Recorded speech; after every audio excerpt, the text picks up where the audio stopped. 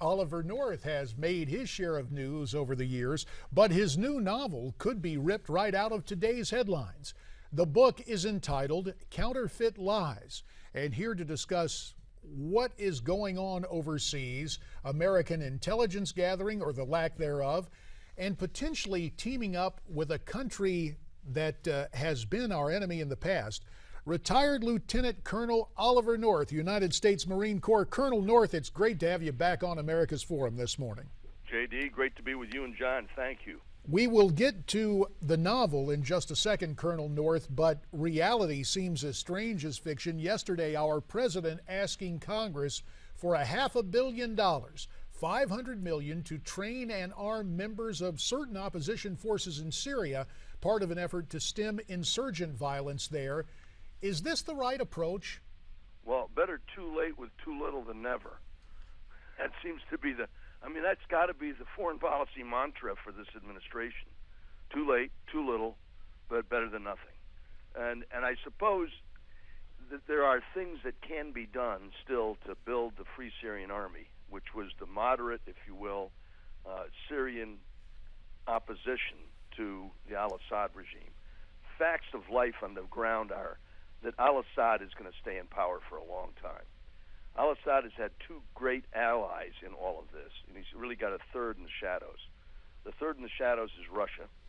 The other two great allies are the whole funding operation that's coming out of Iran and this radical Sunni opposition, which has taken out the more moderate Free Syrian Army. And of course, that radical Sunni organization is now known as ISIL, the Islamic State in Iraq and the Levant, or ISIS, two various names, the Islamic State in Iraq and Syria. And what you're looking at is the most radical of all of the Sunni terrorist organizations that's ever existed. Not to go back and replow all the history, but the original radical Islamic terror organization was created by the Ayatollah Khomeini when he first came to power in 1979. In response to that, the Sunnis said, wait a second, we're 90% of Islam, they're 10% of Islam, we can do this too. And from that grew organizations like Al-Qaeda, headed by Osama bin Laden. And that became the preeminent Sunni opposition group. The Iranians have been very pragmatic about this. That ancient Sanskrit and also in ancient Farsi, which is Persian, saying originates about 5,000 years ago. The enemy of my enemy is my friend. And of course, that's how the Iranians have pursued this whole thing. They are the ones who are the real enemies of the United States, the most egregious ones. The immediate problem, of course, is the collapse of the Alawite government in Syria, al-Assad, and the Shiite government in Iraq that we tried to make a, if you will, more cosmopolitan, multi-sectarian government and military. When we pulled out in 2011 in what the troops called the Obama bug-out in December 2011, Maliki immediately purged the army and the government of all of the, if you will, the Sunnis and the Kurds. And so the Kurds has slowly but surely taken over up in the north and said, you know what, when it all comes unglued, we're going to have Kurdistan. What's now happening since the invasion, and it has been an invasion, of ISIS coming in from Syria, is you now have the country fragmenting into three parts. You have the Kurdish part up in the north with lots of oil. You have the Sunni in the center of the country, and you have the Shiites, which is the majority of the country, majority of the population, with some oil down south. The danger today is that we're going to team up with the Iranians. You mentioned that in the intro. That, to me, is a far greater problem because the Iranians are not our friends. They are our enemies, and they intend great harm to us. They are committed. I mean, one of the things that we don't do very well is we don't read what the other people are saying. We don't listen. And so if you read and listen to what they say at Friday prayers and read what they've written in almost every tutorial that comes out of Qum, which is their religious headquarters, or Najaf, which is in a Shiite city inside Iraq, they are committed to the idea of building a nuclear weapon. And of course, the cover of the book has the insignia of the Islamic Revolutionary Guard Corps on it. They're not only in charge of supporting al-Assad and Hezbollah and exporting terror and enforcing the internal controls inside Iran, they are also in charge of the nuclear weapons program. And what's happened right now is that the corridor, the land corridor that exists between the Iran-Iraq border and the Syrian border, is now in the hands of ISIS. The Euphrates river crossing points, where the highways and the railroads cross the river 5 times, those crossing points are now in the hands of ISIS. That roadway, that highway, that rail bed is how the Iranians were supporting al-Assad and Hezbollah. And so the chain of events that's going to have to occur is that they've got to recapture that roadway. They are not going to take Baghdad. It's physically impossible for them to do that. And that's because what's about to happen tomorrow is there's going to be this thing called Ramadan, which happens every year. Have you heard anybody in the government of the United States even mention it?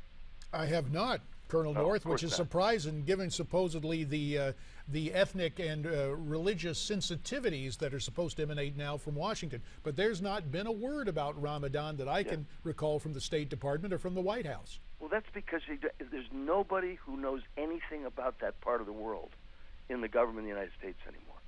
The military guys either have never been there. I've been there for 11 out of 13 Ramadans since this war began. And I've watched what happens. The United States does not bomb during Ramadan unless an American unit's about to be overrun. Number 2, we don't launch offensive military operations. Neither do they, by the way.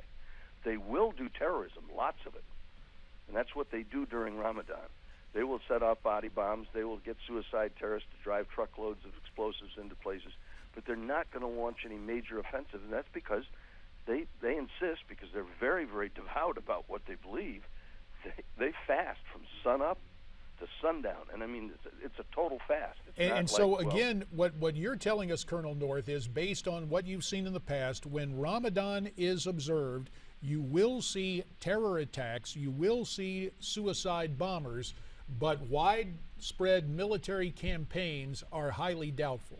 Highly doubtful because of the fast. I mean, you at 120 degrees, you can't run around shooting people, even though you're not wearing a flak jacket and helmet. You just can't do it. Physically, very, very challenging. They party all night, so they sleep all day. It's just not going to happen. And I don't know why there's nobody in Washington thinking this way, because that's been the long, sad history of this war.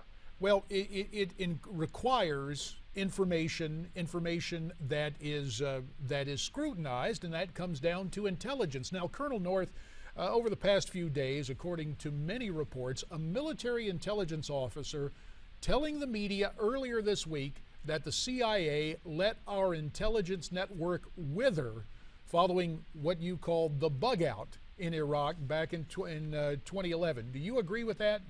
Yeah, let me just make sure. That was not Ollie North's words. That was Ollie North quoting the military back in December of 11. Fair enough. Okay, because they're the ones that nicknamed it the Obama bug out. Gotcha. Yeah, look, I think it's understandable.